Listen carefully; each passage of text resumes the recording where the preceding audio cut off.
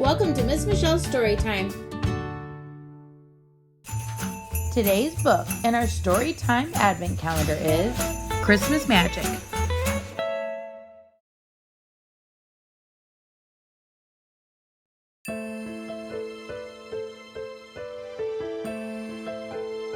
Christmas Magic by Michael Garland.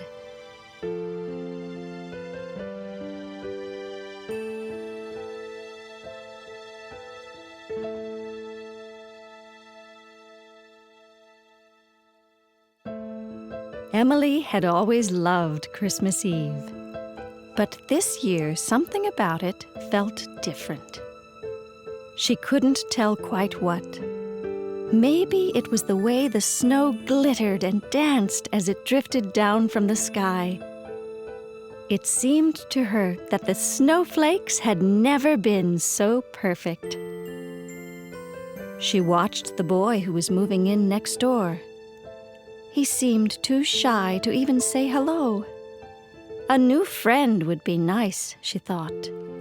But he went inside before she could think of what to say. Emily continued to roll the snowball she was forming and tried to imagine how her snow woman would look when she was done.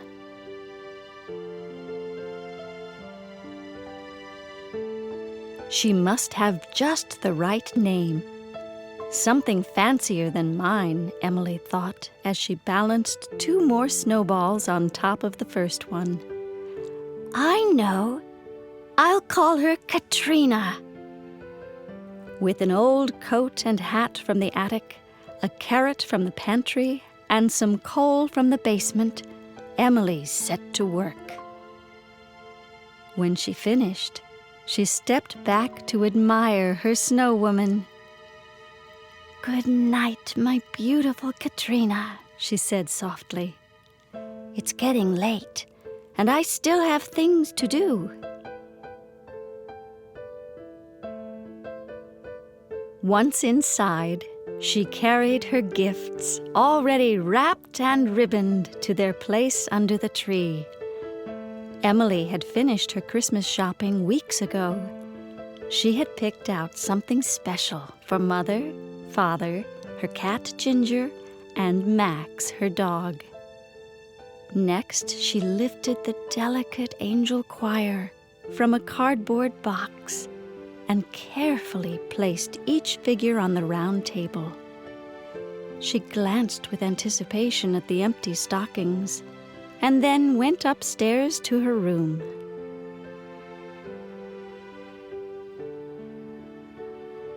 Emily changed into her cozy nightgown and looked out the window to check on Katrina. She was surprised to see the boy next door building a snowman in his front yard. I wonder what his name is, she whispered to Max and Ginger. She was tempted to call out the window to the boy, but she didn't want him to think she'd been spying.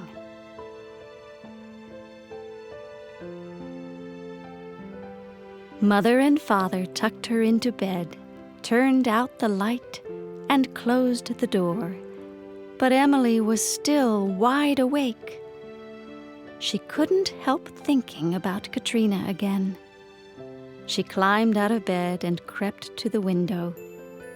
She was amazed by what she saw. Katrina's head was turned toward the snowman in the next yard, and his head was now tilted toward her. Emily knew it was impossible, but they seemed to be looking at each other.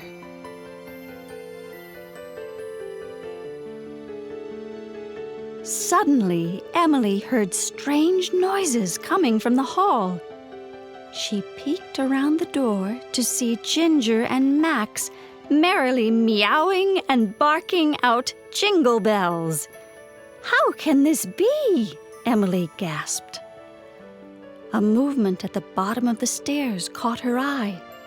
The angel choir had come to life. Emily bounded past her pets and down the steps.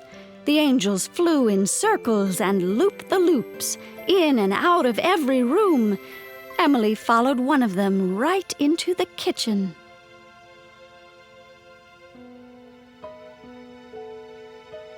Emily stopped in the doorway. She was astonished to see an army of mice making Christmas pies. Mixing bowls, broken eggshells, and spilled sugar covered the kitchen table. Pets singing? Mice baking? What could be next? Emily giggled. This Christmas Eve really is different.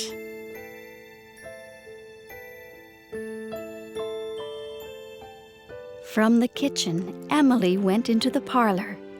She was just in time to see the Christmas stockings jump down from the fireplace mantel and form a chorus line.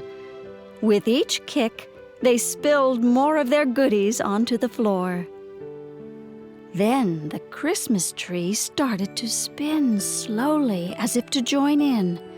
All the ornaments floated loose from the branches. The presents rose from the floor and began circling the tree. That was when Emily heard the music coming from outside. She rushed to the window.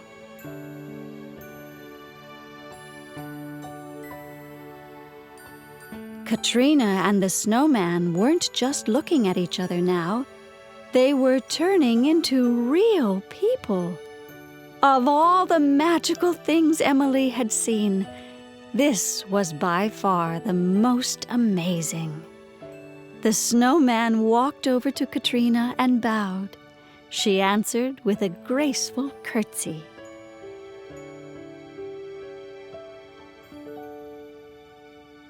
Emily watched the dashing couple swoop and swirl over the glittering snow. In one last sweep, they danced to the steps of her house.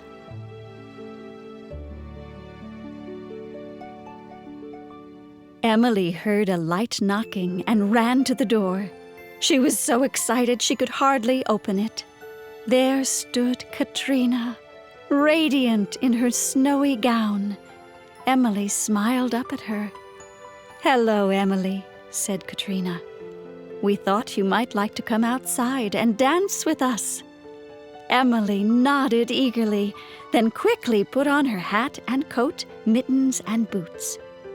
Katrina and the snowman each took one of Emily's hands, and they leaped and swayed and twirled together over the moonlit snow.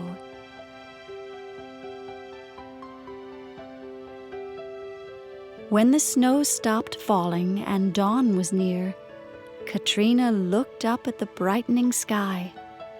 Emily followed her gaze. "I loved dancing with you," Emily said breathlessly. "But I should go home now. Thank you for inviting me." "Merry Christmas. We will never forget you," said Katrina, squeezing Emily's hand tightly in her own. Once inside, Emily found she was too tired to climb the stairs. She snuggled up in the big chair by the Christmas tree and was soon fast asleep.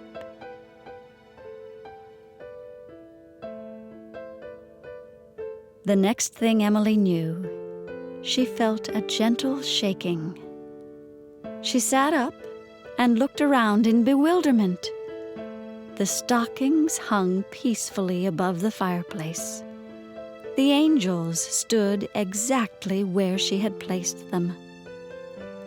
"Did the mice finish baking the pies?" she asked. Father laughed. "That must have been some dream." "Maybe I did dream the whole thing," she thought. "There's only one way to find out." Emily pulled on her coat over her nightgown and ran outside.